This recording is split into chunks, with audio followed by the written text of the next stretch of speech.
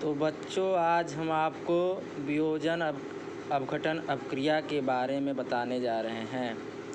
वियोजन अपघटन अपक्रिया की जो परिभाषा है, वियोजन अपक्रिया में एकल पदार्थ का मतलब कि एक ही पदार्थ जिसे हम अभिकारक कहते हैं, वो जब वियोजित होकर के वो वियोजन प्रकाश के द्वारा, ऊष्मा के द्वारा या विद्युत अपघटन के द्वारा दिया जाता है। इससे पदार्थ टूट करके छोटे छोटे पदार्थों में विभक्त हो जाता है या बढ़ जाता है।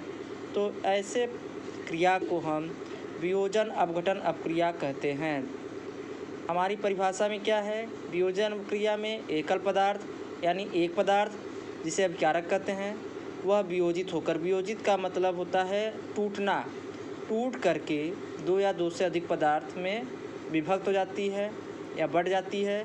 वियोजन अपक्रिया या वियोजन अपघटन अपक्रिया कहलाती है। उदाहरण के तौर पे कैल्शियम कार्बोनेट, जिसे हम चूने का पत्थर भी कहते हैं।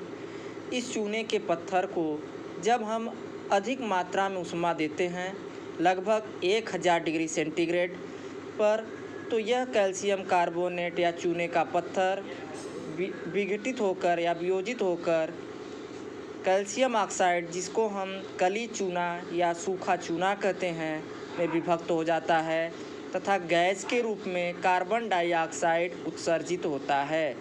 इस उदाहरण को हम वियोजन अपक्रिया भी कहते हैं। या दूसरा हमारा जो उदाहरण है, सबसे पहले एक प्लास्टिक का मग लेते हैं। जो ये प्लास्टिक का मग दिखाया गया है, प्लास्टिक के मग में लेते हैं और इसकी तली में, ये जो इसकी तली है दो, इसकी तली में हम छेद कर लेते हैं और छेद करके ये रबड़ का जो है डाट लगा लेते हैं। डाट लगाने के बाद इसमें कार्बन का इलेक्ट्रोड, ये जो कैथोड और एनोड दिखाया गया है, ये कार्बन का इलेक्ट्रोड होता है, जिसको हम ग्रेफाइट भी कहते हैं, लगा देते हैं।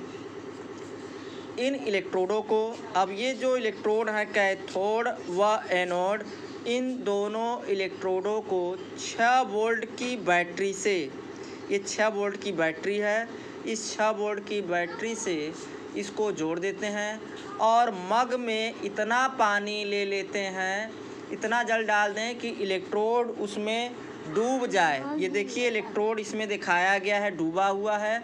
डूबने के पश्चात जल में थोड़ा सा तनु सल्फ्यूरिक अम्ल, इसमें थोड़ा सा डाइल्यूट एसिड डाल देते हैं, सल्फ्यूरिक एसिड का, जिससे ये वाटर अम्लीय हो जाए और विद्युत अपघटन में उपयोगी साबित हो।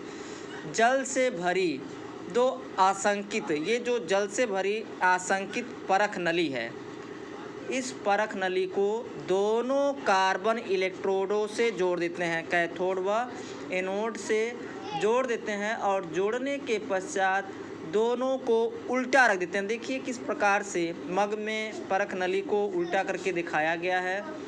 इसके बाद अब विद्युत धारा प्रवाहित करके 6 वोल्ट की बैटरी से इसमें हम विद्युत धारा प्रवाहित करते हैं और विद्युत धारा प्रवाहित करने के पश्चात इस उपकरण को थोड़ी देर के लिए छोड़ देते हैं।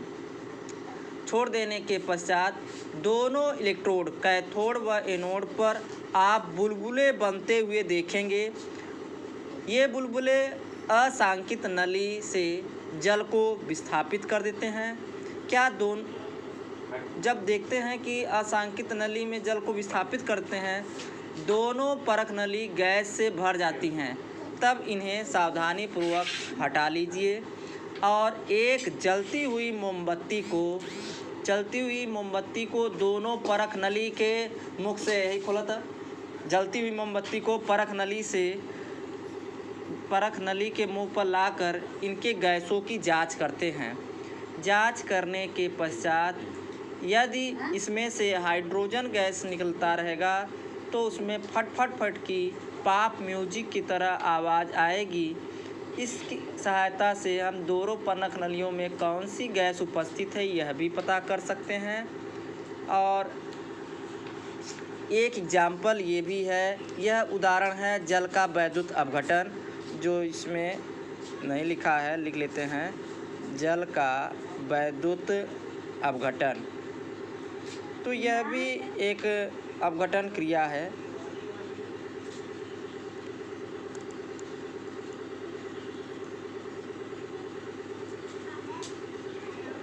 तो इस प्रकार से हम भिन्न भिन्न प्रकार से एग्जाम्पल दिखा सकते हैं। और एक उदाहरण होता है सिल्वर क्लोराइड का। सिल्वर क्लोराइड को आप सूर्य के प्रकाश में रख दीजिए तो ये सिल्वर क्लोराइड सूर्य के प्रकाश की सहायता, अब चूँकि सिल्वर क्लोराइड एक यौगिक है अभिकारी पदार्थ के रूप में, जब ये सूर्य के प्रकाश में आता है तो यह सिल्वर के रूप में, ठोस के रूप में अलग हो जाता है और इसमें से क्लोरीन गैस विभक्त हो जाती है, निकल जाती है। इस क्रिया को हम वियोजन अपघटन अपक्रिया कहते हैं।